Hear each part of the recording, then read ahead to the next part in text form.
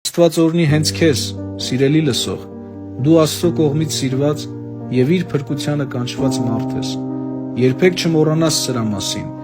եւ երբեք չմոռանաս այն հավիտենական սերը,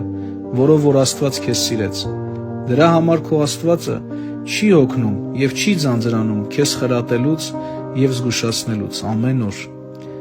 Շատերի կյանքը այսօր անցնում է ամենօրյա հարստություն ձեռք բերելու մրցավազքով եւ ամեն գնով հարստանալու մոլուցքով, կաշառակերությամբ, ստելով, գողանալով եւ մեղքի կյանք վարելով։ Ոչ մեկ ժամանակ չունի Աստծո համար։ Նրանք զբաղված են,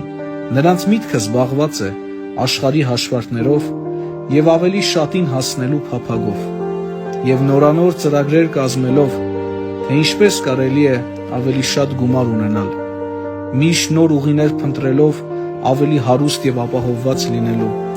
ապագայի հանդեպ ծրագրեր կազմելով եւ երազելով, թե այս կանեմ, այսինչը կգնեմ, սա